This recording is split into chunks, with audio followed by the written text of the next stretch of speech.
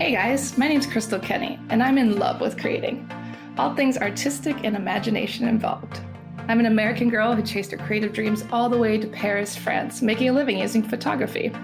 This podcast takes you inside the stories of all the artsy folks I've met along the way and gives you that extra push to discover your creative gifts. The desire to create is deeply inside each and every one of us, and I give you the tools and inspiration to find a new way of living a more creative life. This is La Vie Creative, the podcast.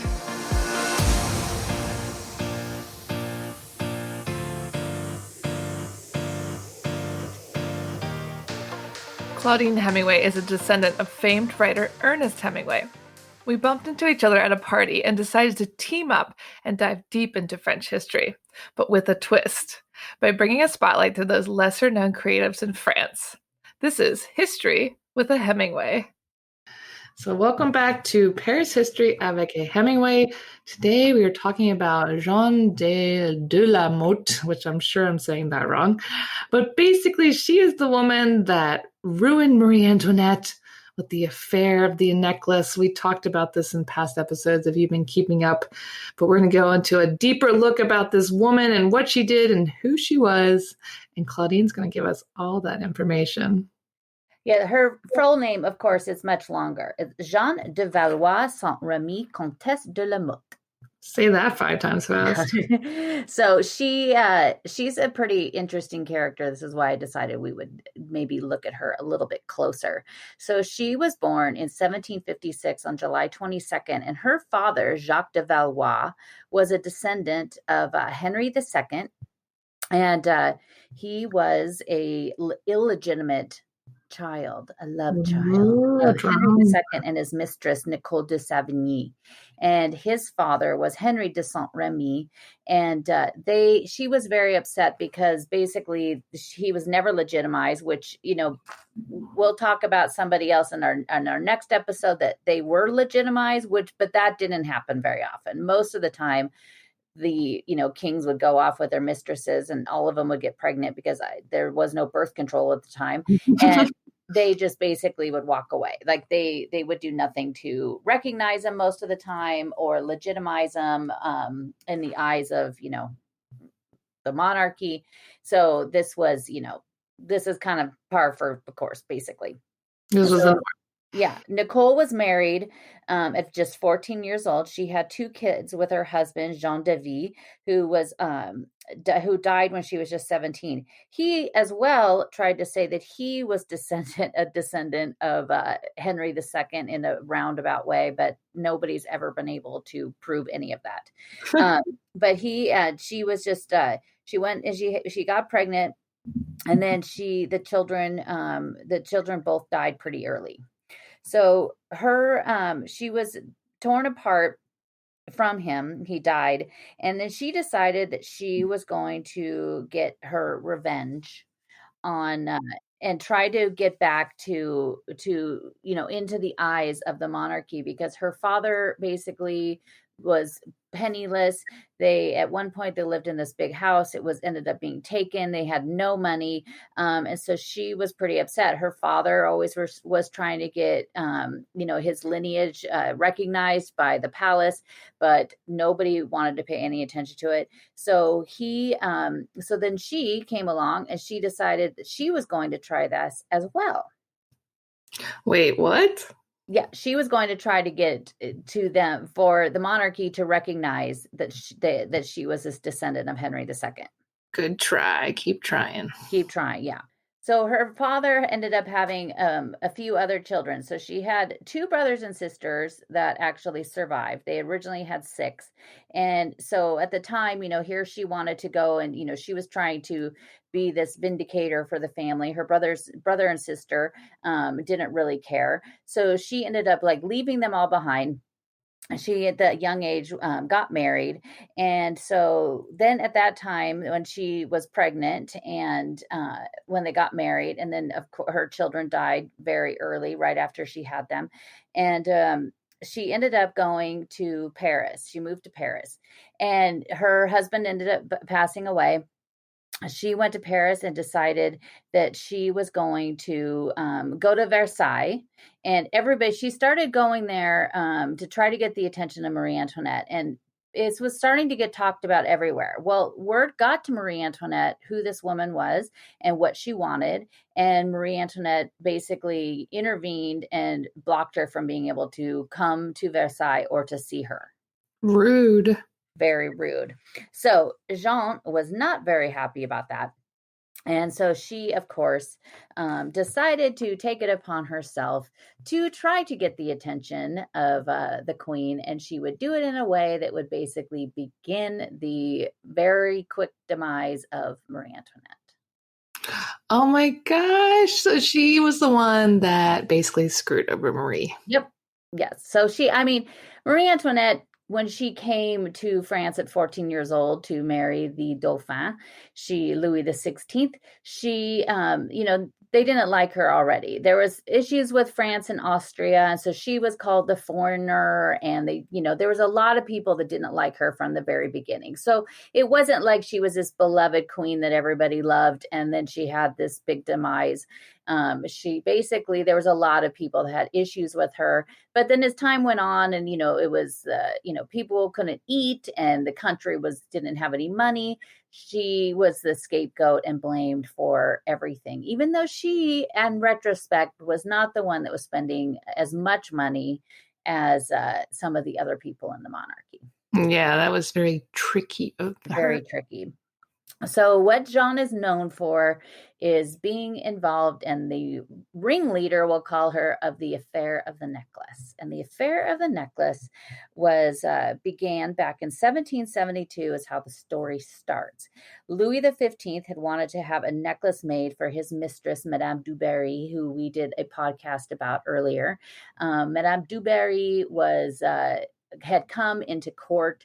She had no ranking. And basically to come into court, you had to basically have somebody sponsor you. The king usually had to buy a piece of land or a chateau. And then all of a sudden now you're du Barry. She had been a prostitute. And so it was even more scandalous that here she is now on the side of the king. But he wanted to have this beautiful necklace made. It would take 3 years to find all the stones that he needed to have it created by this jeweler. And it was the Beaumer brothers. And so took 3 years. He would actually die before that it was even finished. So the jewelers now had this extremely expensive necklace on their hands, knowing like, what can we do with this? Back then you didn't have eBay. No fun. Yeah, eBay for $12 trillion. So the jewelers actually went to Louis XVI thinking, hey, maybe he's going to want to buy this for his queen. And so they took it out to Versailles and got to Louis XVI.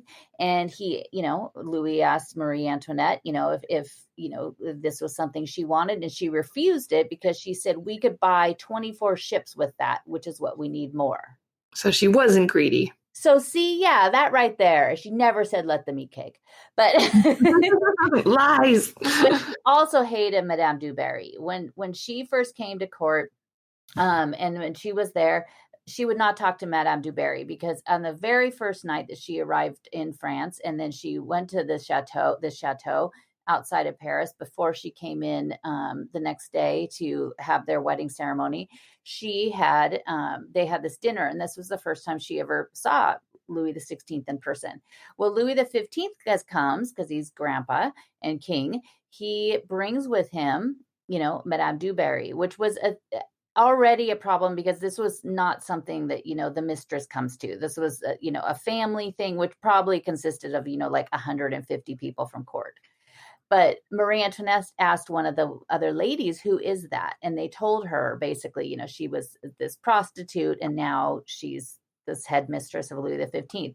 So she, from the beginning, Marie Antoinette had a bad feeling about her. Yeah, so, she had her radar going off. Yeah, she had her radar on.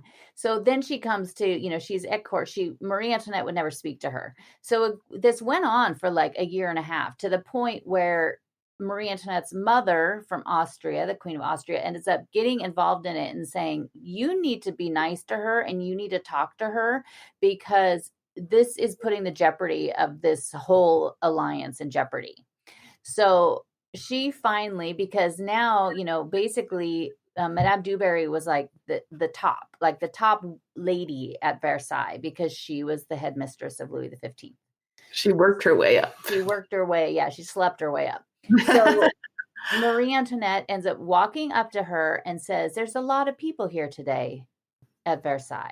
And then those were the only words she ever said to her. And then everything was fine. Awkward. Very strange.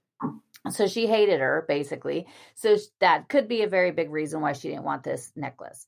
So Jeanne de la Motte ends up, she's having an affair with the Cardinal Rohan, and he was a cardinal from Strasbourg. And this is where Marie Antoinette actually stopped and went to church on her way to France when she left Austria. And Cardinal Rohan kind of had a little crush on Marie Antoinette. And but he couldn't ever get close enough to her. He was at Versailles. He'd be there every single day. But, he really, really wanted her attention. But she basically was just like, pushed him away all the time, was like, I don't have any time for you. So de la Motte finds out about this, and she's sleeping with the cardinal. And so she says to him, like, oh, I actually talked to Marie Antoinette the other day, and she asked if you would go and purchase this necklace on her behalf because she can't be seen doing this. And if you did it, she'd be forever grateful to you. Wow. So he was like, well, so, can you set up a meeting for me? And so she went and she ended up hiring a prostitute at the Palais Royal in Paris and had her come out to Versailles, had her dress up to look like Marie Antoinette. Now, basically, you could do this with the 14,000 people on Halloween. But she had her come out there. And in the middle of the night, she told the cardinal, oh, go. You're going to go tonight. She's going to meet you out in the gardens of Versailles in the bushes at, 2 a.m. Like all excited. And he's going to go do that. So he goes there. He has a rose for her. He gives Marie Antoinette what he thinks is Marie Antoinette, the rose. And she gives him this letter, basically signed saying, on my behalf, Cardinal, Rohan is purchasing this necklace for me, and basically an IOU as well. IOU. An IOU. So he goes back to Paris. He goes to the Beaumer brothers jeweler, gives them this note, and he takes the necklace. Oh, wow. And this necklace is amazing. And I will post a picture of it on my website, but it is, some people think it's maybe a little gaudy. I would wear it in a heartbeat. It is there's so many diamonds on it. It's absolutely amazing. So it would be heavy on your neck. It'd be very heavy, but I think I would suffer through it. So he gets the necklace and he takes it to de la Motte, and she's like, okay, well, thank you so much. Well, there's a man there waiting, and he thinks that this man is the valet to Marie Antoinette. So he walks off, takes the necklace, and basically like immediately the guy was like one of de la Motte's lovers. And he immediately takes it to some place and they break it all apart and they ship and sell the diamonds. So today we have no idea where. Nobody knows whatever happened to it. Wait, we never know. No, we never know. So she tricks him into this. And so he's thinking like, oh, great. Well, now finally, Marie Antoinette's going to love me because I got her this necklace. Well, time goes by. And the jeweler is, and then Rohan is not hearing from Marie Antoinette. He's not hearing her, her unbelievable gratitude that, that she's not throwing herself on him. And he's at Versailles. He's wondering what's going on. And so the jeweler decides like, hey, where's our money? Like, we need to get paid for this. And I'm sure it was, millions even back then.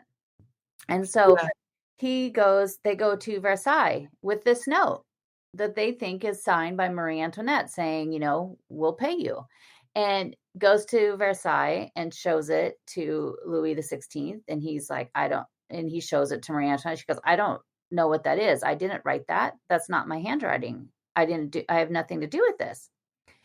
So in the end, basically, she still gets blamed for everything. Unfair. Very unfair. So he was arrested. He was arrested walking through the Hall of Mirrors. He was taken to the Bastille. He was put on trial and was found to be innocent, which was thankfully, because he kind of was. I mean, he was trapped into this whole thing. Jeanne de la Motte was also arrested days later. She went on trial and she was convicted. And she was branded on each shoulder with the letter V and it's a Valois, which means thief in French. And she was sent to the prostitutes' prison. The prostitute prison. What is that? Well, they needed one just for the prostitutes. But she escaped less than a year later, and she fled to London. Well, good for her. Yeah, so she took off. And so she was there for a while. She ended up publishing her memoirs, and it was called The Memoirs of the Justice Calife La Comtesse de Valois de la Motte. Basically, she blamed Marie Antoinette for everything in this. She died in London by falling out of a window. What? Where she was hiding from her creditors. Oh, wait. Wow. How do you fall out of window? Does that mean she was like climbing out to run away? I think so. I think she was probably trying to get out, but she fell out of the window. A eyewitness saw it and wrote that she was terribly mangled, her left eye cut out, and her arm and both legs were broken. That's horrible. Yeah, pretty horrible. But as far as for poor Marie Antoinette was basically blamed for this whole thing. The affair of the necklace is a very, very famous moment in the history of Marie Antoinette. It was basically, as we said, where the tables turned. They've even made a movie about it where Hilary Swank, I think, is the gal that plays Jeanne de la Motte.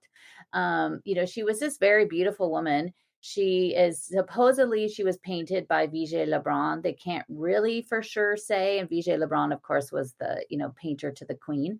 Mm-hmm. And so, she was mingling and everything at court. She never did get recognized or her family recognized into the eye of the monarchy, by the, as a Valois, the Louis XVI, they were the Bourbons. And so at the end of the Valois reign is when Henry IV became king, and then he was the first of the Bourbons.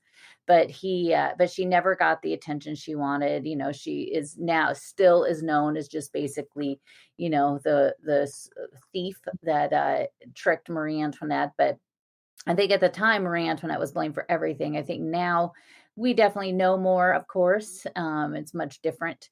But as we look back on it and, I guess if Hilary Swank's playing her. Makes sense. Yeah. But it was pretty bad. They did a exhibit a couple years ago at the Conciergerie, which is where was the prison that Marie Antoinette was at before she was guillotined. And it was really interesting because it was basically about the image of Marie Antoinette and how it's been looked at. But it had a lot of things like it had her last letter and it had like the key to her cell. But it had a whole thing about the necklace. And so there is actually there's been copies made of it. It's not made with diamonds, but there has been copies made and they had one of them on display. It's really, it's amazing. It has like ribbons on it too, because it's almost like a double necklace and then has all of these like pieces that also then hang down. I don't know what kind of dress you would wear with it. It's almost like you'd have to wear like a tube top. Yeah, exactly. Like, what do you wear with that? Yeah, because it's almost like it almost covers like your whole, from shoulder to shoulder. Mm-hmm. And I have Googled to find a. Yeah, like I need an outfit for this necklace I'll never own. I need to have. I've Googled to find a copy of the necklace. Like somebody has to have made something, but it's really interesting to see it on display. When I saw it, I was like, oh, there it is. But it's such a pivotal change in the story, that we obviously know. Historians and that really have looked at the life of Marie Antoinette, there were so many other things, but probably in like the general knowledge that most people have, even especially Americans of Marie Antoinette, that this is kind of the big thing, is the affair of the necklace, which is where, everything changed. Mm-hmm. And so, Yeah. not that long after, it was basically, 4 years later, it was basically the beginning of the end. And so if it was, the necklace itself was 2,800 carats, Wow. and today it would be worth $15 million. Oh my, what? Yeah. And Wow. so, but today, actually, we're recording this the week before, and today, right before we started to record, I was watching this live auction from Geneva at Christie's, and in the auction, they had two pieces that belonged to Marie Antoinette. They have a set of bracelets, and these bracelets are 3 strands on each one, and it's just all diamonds, and they're Oh, good wow. sized diamonds. And these were 2 bracelets that Marie Antoinette had. And before everything started to turn, and before they were basically taken away from Versailles, she shipped some of these things to Belgium. Mm. So she packed away these diamond bracelets and some other jewelry and stuff, and she shipped it away, and they went to Belgium to some family members. And then it ended up, these bracelets came into the possession of her daughter, Madame Royale, who we've also talked about. And because she was the only, she survived. She's the only surviving, one of the family. And so she ended up later having these. She actually is painted in a painting wearing the bracelets. And then they ended up going down to the Duchess de Parma. And so then they sold today. They were thought to go for like 2 million. The low start was 2 million. And The low the start. low start. The guy started at 5 million. This is Wow. 5 million Swiss francs. It sold for $6.8 million. Wow. These bracelets, they would match my necklace perfectly. So if you wonder today, when you got up and thought, I wonder what I could do with my $6.8 million, As we do. you could buy 2 bracelets of Marie Antoinette. And I just was thinking like, oh, just to feel that, like just to wear her bracelet, just to feel that against your skin, it would be amazing. Keep dreaming. But they also had for sale right after that, it is now a brooch, but it was this amazing red, huge red rubies, and then surrounded by diamonds. They were actually a set of earrings, and they were huge, which is just my size of earrings. And they've never found the second one, and they thought these were lost forever. And if they just discovered these a few years ago, and so it also went up for auction, and it only sold for $70,000. Only 70,000. Yeah, so I'm sure that the person that could afford 6.8 million probably bought that to go with them. Yeah, I mean, that makes sense. I mean, what's $70,000 if you're buying something for 6.8? And then you just wonder who it was that bought that. And you never find out. Yeah, exactly. I wish these people don't want to be found out when they're that rich, I guess. No. I mean, if you have 6.8, and then you just think of like, what would I do with 6.8? Well, I just would be living in Paris in a humongous place. Yeah, I mean, same. We would be buying all the places, Yeah. not jewelry. And then with my extra, pocket change, I'd buy the $70,000 brooch. Yeah, that works. And then have a second one made, so then I could have it turned back into earrings. I like how we're planning this all out. If I had that. I've taken people into the on tours into the Louvre to the Galerie d'Apollon, which is where the royal collection of jewels are.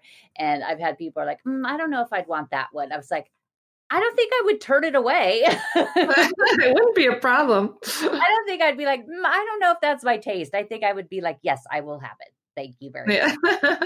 But you can see, hopefully, I always see these things, and I wish that maybe, they would come back into France. And when a tiara of hers came up for auction, I think it was a year or two ago, and it was this amazing tiara that had these huge fleur-de-lis that were all diamonds. It's absolutely gorgeous. There was actually talk, because they were on auction in Geneva, of France actually stepping in and stopping it and saying, no, these need to come back to France. Yeah, that's good. But because they have these, these auctions, and this one specifically was in Switzerland, if they had these in Paris, they could actually easily put in an injunction and say no. Yeah, But yeah, yeah. it was in Switzerland, and Switzerland is famously, neutral. But it was kind of like, oh, you kind of wish that, they would have these things, and then maybe whoever buys them would say, we'll put it on loan to the Louvre for the next 100 years or something. Because it's kind of a shame that these pieces that are so tied to history, that we don't get to see them. Yeah, exactly. Like I want to, see them and not just see paintings of them. Yeah. I mean, I want to wear them. Yeah, that too. We borrow them. I want to just sit around the house and drink champagne wearing my Marie Antoinette diamond. We'll do that when this podcast takes off, Yeah. Please biding join our time so we could buy tiaras. Exactly. Well, that's the plan. That's what we'll do for the 1000th episode or whatever. There you go. There you go. All right, guys. So make sure you join Claudine for her live virtual tours every Sunday around Paris. You can find out more information on her website, ClaudineHemingway.com, or book her to book travel for you or book her for live tours in person. And please tune in next week for another episode of Paris History avec Hemingway. Thank you for listening to Paris History avec Hemingway. If you want to find out some more, you could always find me on my Instagram page, Claudine Bleu Blanc Rouge, and that's Bleu, as in the French way to spell it. And each day I post a daily history lesson about a person or a place or something in Paris, or it's lots of fun facts. And then also at ClaudineHemingway.com, where you can also sign up for my newsletter there.